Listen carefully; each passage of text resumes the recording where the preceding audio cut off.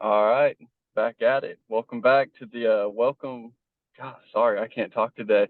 Welcome back to the Clutch Pearl podcast. We took a week off, but we're back, joined as always by Noah Carter, my trusty companion. So we took a And of week off, course, Noah. Bobby Petrino back there. Oh yeah, ooh pig. Some suckers reeled me right back into caring about football. That's for a different podcast, I guess. We are the Clutch Pearl podcast, college basketball all year, baby. So last time we spoke to everyone was right before feast week. We took last week off, had to spend the holidays with the family. But we left you guys hanging. We gave our picks, and Noah, how did we do? Well, I have to say, I think we were both over 3. I think I actually ended up faring just a hair better due to my Maui finish, but yeah, I Full picked in dis- the ES. full disclaimer: if you watch this show, do not base your personal financing for betting on our picks. Yes, please don't, please don't. Uh, but anyways, for the ESPN invite, I picked Florida Atlantic, or I picked Butler. I didn't think Florida Atlantic was going to pull that out. They did. They really impressed me, but there wasn't a lot of competition in that one. I was pretty down on that tournament. Not going to go too much into that. I think you picked Texas A&M, right? Yep, they fell to the likes of the FAU Owls. Fly, owl, fly. They're rolling And right then now. We may have been wrong about them.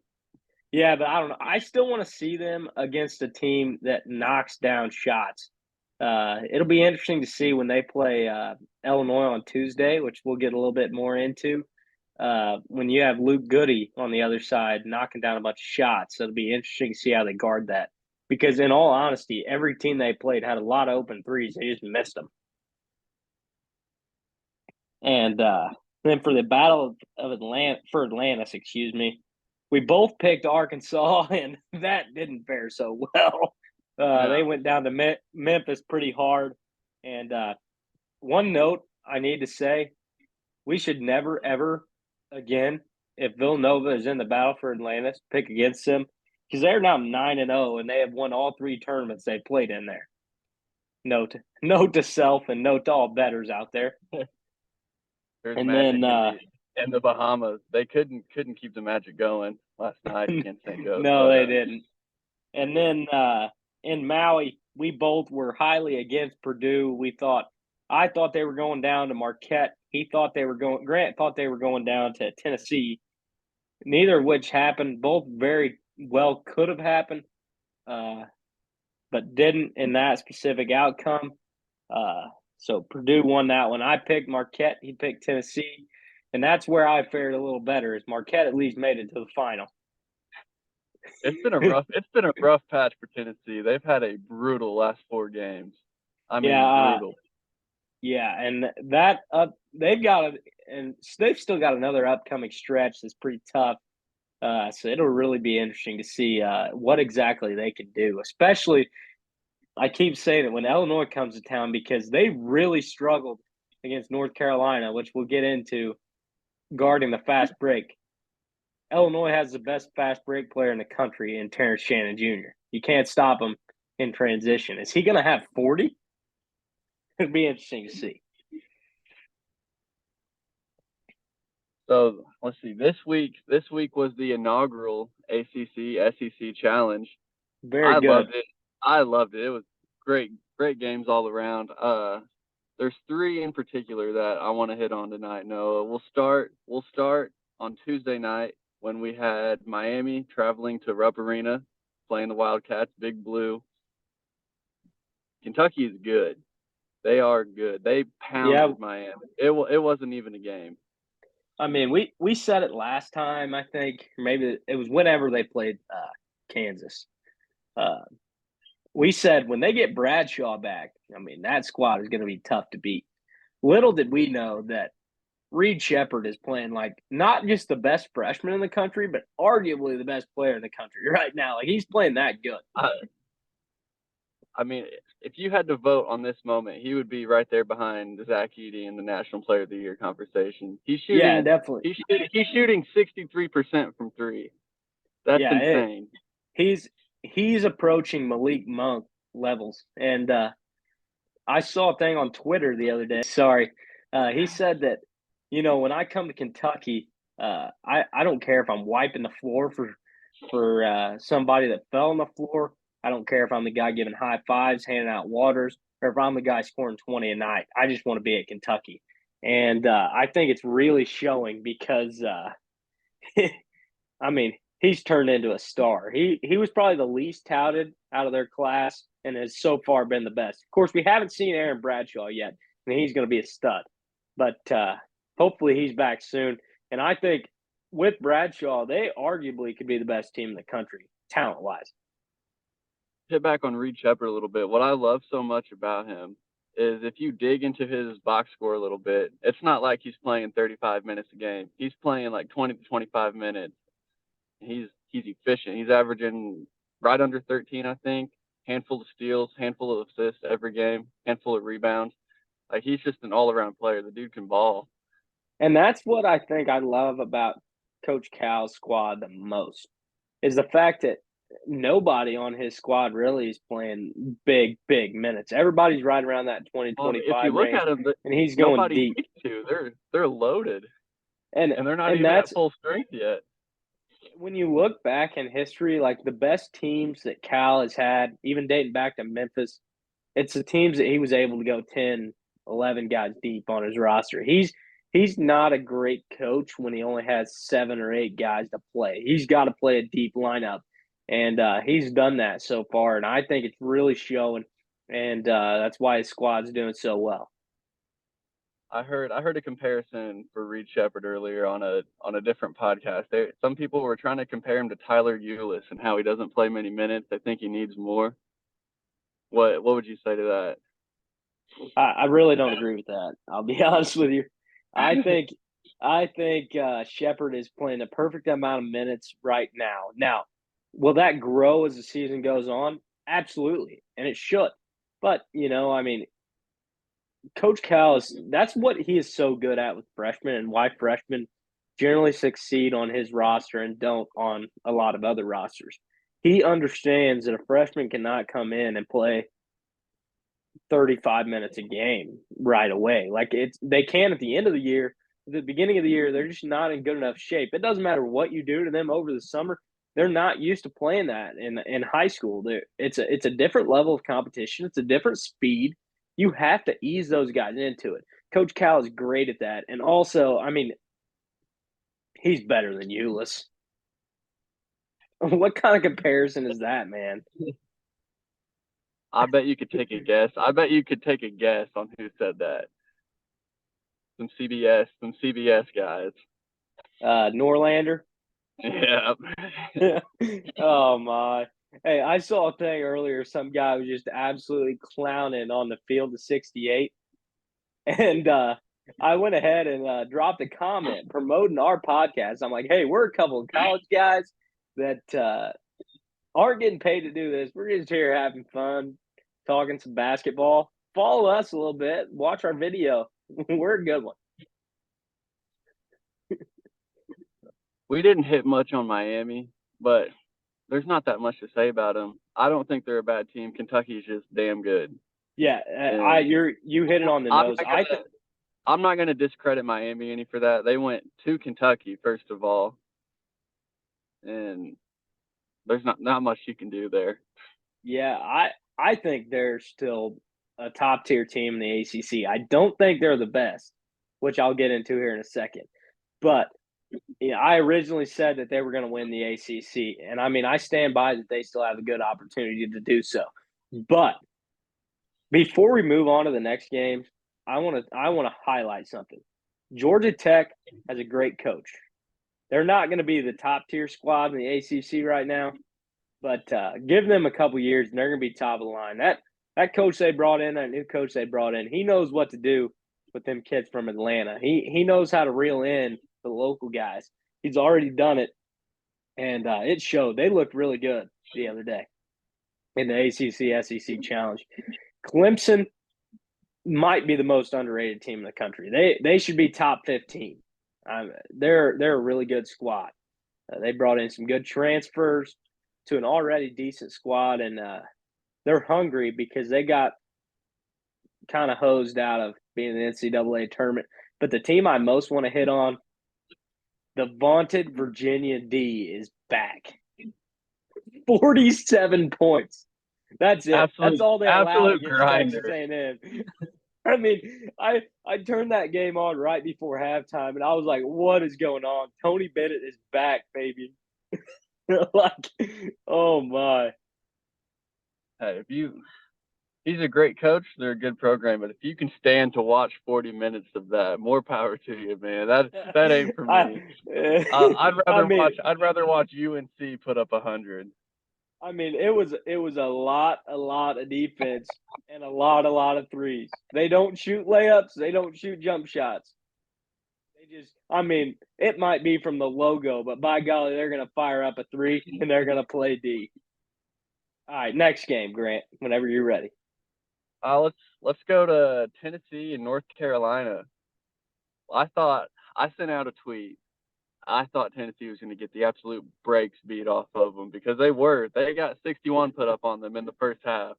They made a valiant comeback, but we hit on it earlier. They've had a tough stretch of games, but Tennessee has some problems. And you said earlier, Terrence Shannon, good transition player. And then when you get into league play, teams like Kentucky, teams like Arkansas who can run and are athletic, Tennessee has shown they're going to have some issues with that. They cannot guard in transition. And honestly, outside of Dalton Connect, they don't have a scorer. Yeah, I think a lot of troubles that Illinois had last year, adjusting with Connect on the roster, kind of reminds me of Matthew Meyer. Now, don't get me wrong, Connect is a much better player or scorer, I should say. Meyer was probably a little better defensively, but both situations, both players are pretty weak. They're not very good defensively. But my point is, Connect is taking a lot of shots. Vescovy especially is really having trouble kind of getting in the flow of things on offense. I mean, you saw against UNC, I mean, they ended up just taking him out. Rick Barnes took him out and didn't play him a lot in the second half. He's a very similar type of player, not necessarily in his game, but like the way he's streaky, the way he's hot and cold. He's a very similar guy to Devo Davis at Arkansas. Who, Vescovy? Yep. I don't think Tennessee would not be who they are without him, but sometimes he's not their best option to be on the floor.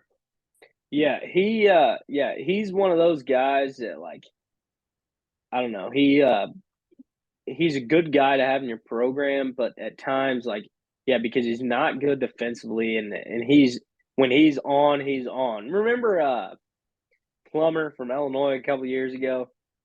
Vescovy's kind of the same type of guy that, like, when he gets hot, he's hot, but when he's not, and he's going to keep firing him up. So you got to be careful about when you play him. But the big thing is he's not getting in any kind of flow offensively because he's not getting the set shots that he got last year because I can't say his name. Oliver, he's at Michigan now. Nikem Hua, I think it is. He drew a lot of defenders to the paint, which got him open on the outside. Now they're based more on Connect's dribble drive, and it's kind of, I don't know, it's a wonky fit with their roster. It's not Rick Barnes' teams are they're really good in the half court on both sides of the ball. And part of the problem against UNC is UNC just didn't let them do it. It was a run and gun game the whole time. That's not what they granted. UNC has some defensive problems of their own. They gave up 92 points still. Yeah. But that's not Tennessee's game. They're not going to win. They're not going to win big games if they get into a track meet like that. Well, and here's the biggest issue, in my opinion, from watching that game. Connect doesn't guard a soul. In the half court, in the full court, never doesn't guard a soul. He scores 37, but he scores 37, but he might allow 40. He's guarding. It don't matter if he's guarding the worst player on the floor, best player on the floor. They're going to get a bucket. I mean, his job at Tennessee is to get buckets right now. Like, they should be good enough defensively where you can stick Connect on a shooter, let him face guard someone the whole game, and you'll be all right. But the issue is he's he's almost too slow to guard shooters. The only reason he scores so much offensively is because he's just more skilled. He's not faster, and he's athletic, but he's not like fast. No one else is gonna understand this except me and you. But back in the high school days, playing Anna Jonesboro, Jake Parr, he is a Jake Parr. He Shout out really to Jake is. Parr if you by chance see this, but he's really slow, but like he just gets it done. Yeah, that's a good comparison. So we'll move on once more to the capper of the ACC SEC challenge. Probably the most hyped game would have been if Arkansas would have stayed in the rankings, but Duke Blue Devils made a trip to Fayetteville, and this game was close in the second half to getting out of hand in favor of Arkansas. Duke made a little run at the end, but they couldn't make up the difference. I got a lot of thoughts on this. I know you have a few. I'll let you go first. No, you got it. You got it. Let's hear yours first. I'm really not impressed by Duke. I'm an Arkansas fan, so I have plenty to say about them, but I think this game was more about what Duke didn't do and what they couldn't do. And I think I said it on our first podcast. Their guards just are not very good. And Musselman being the crazy film head he is, if you watch the difference, if you get the chance, go back and watch. Look how many ball screens they put Proctor and Filipowski in. They were cooking him. L. Ellis and Khalif Battle were cooking those two off of pick and rolls. Proctor can't guard a soul. Proctor can't guard a soul. He was getting ate up. No. Same thing with Arizona. That's why they got beat. The only guard they have that guards anybody is Jeremy Roach, and he doesn't guard very hard. No. It was really similar to what happened in the Arizona game. I think Foster got beat more on defense than even Proctor did. Duke's got players. They couldn't match up athletically, honestly. It was the same thing that happened when they played Arizona. They got outgamed by Arizona's guards, and the same exact thing happened last night. Well, I think there's a little more to it. And I called it when I said Arizona was going to beat Duke. And then I called it again on Twitter when I said Arkansas was going to beat Duke. Duke has a coaching problem. John Shire has now got out-coached in both of their losses majorly. I mean, Coach Musk said it after the game. He said, our plan was just to take Mitchell out of the game offensively. We were going to make him find a way to score. And he did. I mean, he was just running Brazil all over the place, keeping him away from the guy he was guarding. He was guarding Mitchell, and they just ran him away from him. And so finally, Shire took Mitchell out. But then the issue then happened with now you have Filipowski guarding guys he's normally not guarding because he's not strong enough to guard most 5 men. I mean, he's just not, especially in a game like that when you have Makai Mitchell and I can't even think of his. Who's your other 5-man? They played Lawson last night. Yeah, that's Jalen Graham played a few minutes, but Lawson did a good job. He locked down, didn't lock down, but contained good enough. He contained Edey when they played Purdue as well. Lawson and Mitchell, they really had trouble. And but the thing is, you look at the end of that game, when Duke finally applied some pressure, Arkansas could not handle it, both in the half court and the full court, either one. So I get you can't full court press an entire game in college. I get it. But when you have Mark Mitchell can't play a minute in that game because Musk just flat took him out of it. Ryan Young does nothing but foul because he's the least athletic. I'm pretty sure he had floor. 2 fouls within 5 minutes of that game start. Yeah. So did Filipowski. Yeah. And Young was not athletic enough to play in that game. Filipowski was athletic enough to play in that game. I felt like early on he got a cheap one. I'll give it to him. But the point is, you have to get up. You just have to. I mean, he had to go deep in his bench anyway because those guys got in foul trouble. Why not go deep in your bench, pressure a little bit. If you get fouled, you get fouls. Who cares? Send them to the line. Arkansas is not good from the free throw line. That's where he got out-coached. He let Muss control that game. Shire did. Why not go and do what Muss didn't want them to do, which was pressure him because he knew that Arkansas couldn't handle. No, I agree. I agree wholeheartedly. If you just look at the box score, it's not going to show it. But if you watch this whole game, the first half was kind of what you expected. It was two teams just kind of feeling each other out, trading punches. But I said it earlier, this game was very close to getting out of control for Duke. Yeah. Like Muss made an adjustment at halftime, and they put that pressure on at the end, like you said, and they caused like 4 or 5 turnovers in a row. They got it to 3 with like a minute left.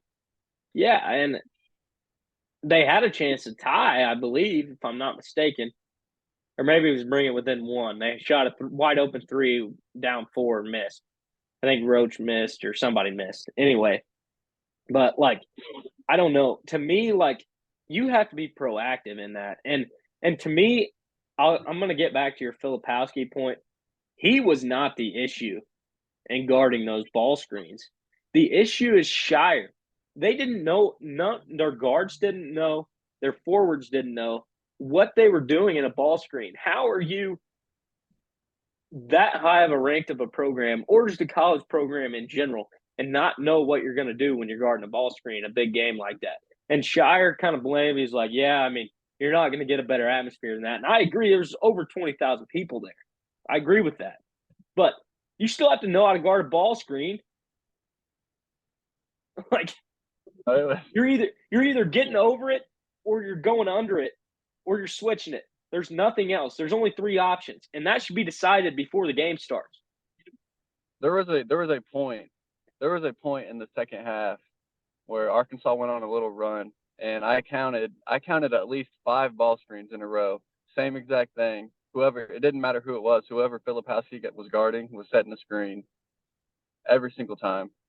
Yeah, and like I said, part of that is because, they took Mitchell out of the game because they had to, because, I mean, Muss took him out of it. So now you have Filipowski guarding guys he's not used to guarding, and now he's put in ball screens that he's not used to doing. But once again, though, you should still know. Like, to me, all of Duke's problems are talent related. It's a coaching problem. They are poorly coached. I will say on the talent note, they don't have anyone. They really don't have anyone. They played the other white guy they have. I forget his name. Young, I think is his last name. He would come in for Filipowski, but they drop off so significantly when he is not on the floor. Yeah. Well, and Young, he was not – I said this, I think, a time or two before. Young was not good at Northwestern. They just got him because they didn't land Meyer, because Illinois got Meyer, and North Carolina got Pete Nance last year. And so they were like, oh, God, now we got to go get a forward in the portal. And they go get Ryan Young. Terrible. Absolutely terrible. We've pointed out plenty of issues with Duke. I do have a few gripes about Arkansas. You said one earlier. The free throw shooting has got to get better. It's got to get better. You're not going to be up 14 in every big game and have that to cushion you at the end. You got to make free throws. Yeah. I don't know the exact stat, but they had to go like 50, 60% from the line in those last 3 minutes. If they would have made free throws, it still would have been a double-digit game. Yeah, definitely. And another thing, which I think will get fixed in time, and you saw when he put Devo back in the game, it quit.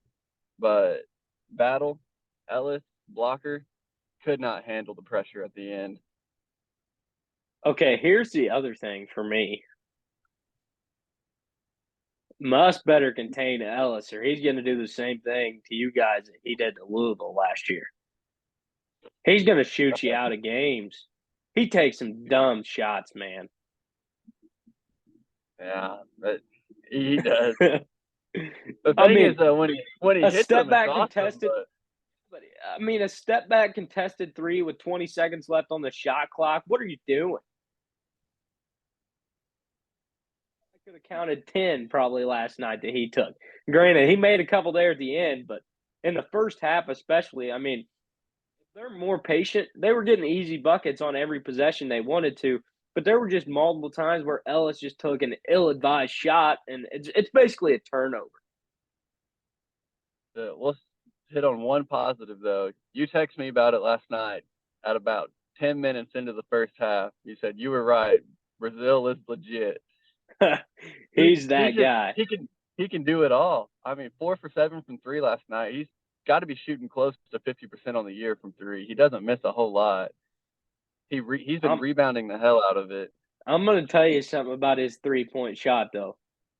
He shoots that thing to the rafters, and it goes in. I mean, he's got the highest arc I've ever seen. He does not hit the rim when he makes it either. He's a pure shooter. He really is. When he has, and he's not the kind of guy who's going to create his own 3-point shot, but like a driving he's a set shooter. He rarely misses. Which, and I mean, that's going to translate to the NBA. That's what they want nowadays. He's a huge 3-and-D guy. Yeah, and there's one thing I want to say. In an interview, he said, you know, he made that comment about Missouri that's trending on Twitter. I want to provide a little context for people. They asked him what it was like. He played under Kwanzo Martin, people. Mizzou was terrible under Kwanzo Martin. He didn't play for Dennis Gates. He wasn't talking about last year. He was talking about the year before. He was not taking a shot at today's Mizzou. He was taking a shot at old-time Mizzou. You need to get that rant off my read chest. some of the other snippets that he says. Like there's a guy who, for the Arkansas Chronicle out of Little Rock, was interviewing L. Ellis last night, and he was like, "L, how's it feel that you've already won as many games this year as you did at Louisville all last year?" Yeah, that was the same. So he asked him, and then he was like, and then he asked Brazil. He was like, and what's it like for you? You know, you didn't play much last year. You know, you got hurt. You know, like he was like, what's it like? And he was like, well, it's a lot different now that I'm playing for a winning program because the program he was at before was not a winning program. When he asked Ellis that, Brazil broke in and said, "Damn, Bob, chill." Okay, so I think we've hit on that. That pretty much wraps up the Hog Heaven segment for me, honestly. I do want to add one thing back to Duke. Sorry.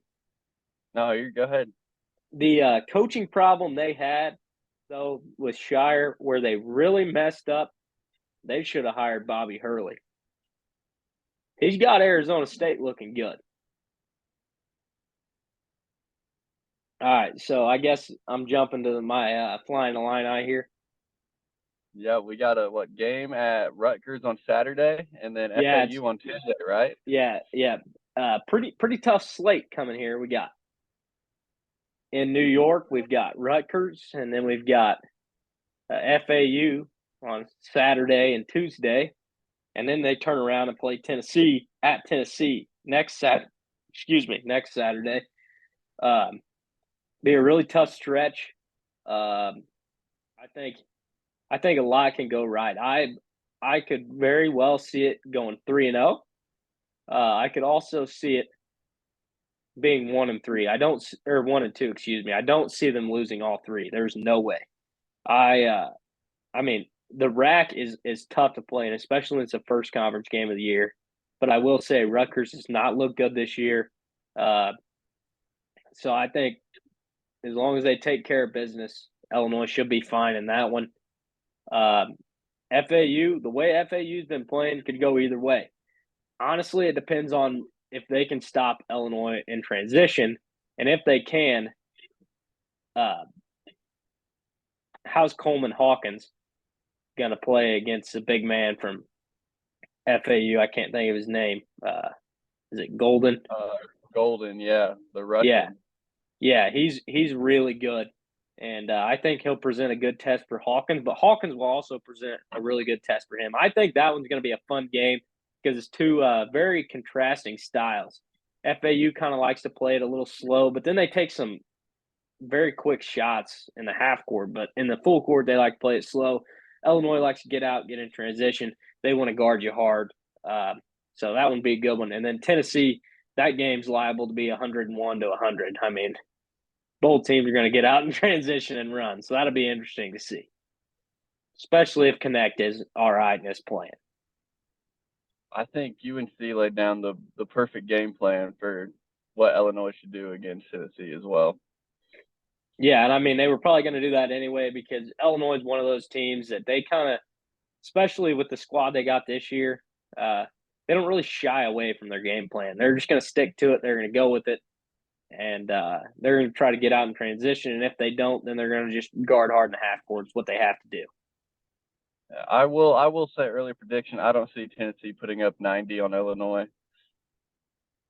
I don't think it's going to happen again. That could go one of two ways. It could be a game in the 60s or it could be a game in the 90s, honestly.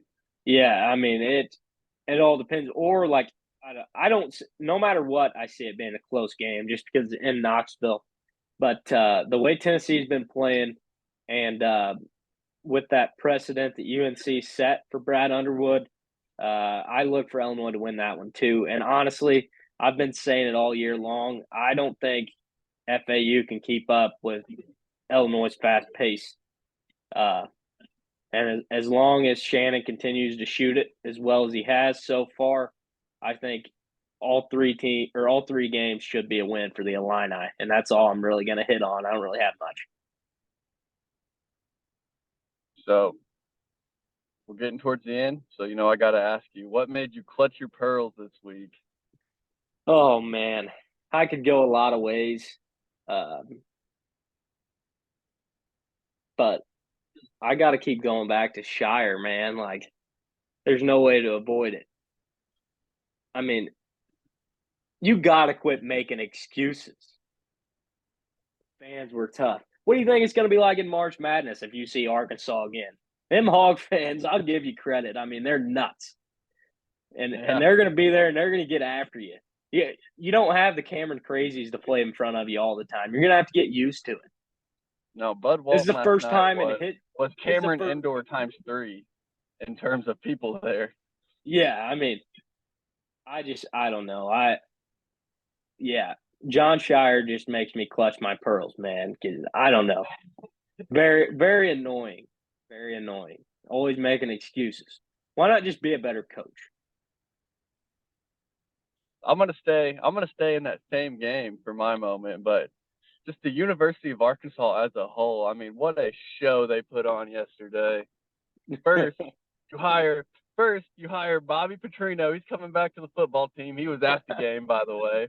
You bring out Nolan Richardson. It's the 30-year anniversary of the Natty season when they beat Duke in the national championship. Bring him out on the floor. You had people camping out for 2 days before the game. Sold out crowd, record crowd. Put over 1,000 people more into that stadium than what it can hold. I mean, they put on a show, and it was awesome. I wish I could have been there. It sounded awesome on TV. You could barely hear the whistles. That was a like late January conference game type of environment plus some.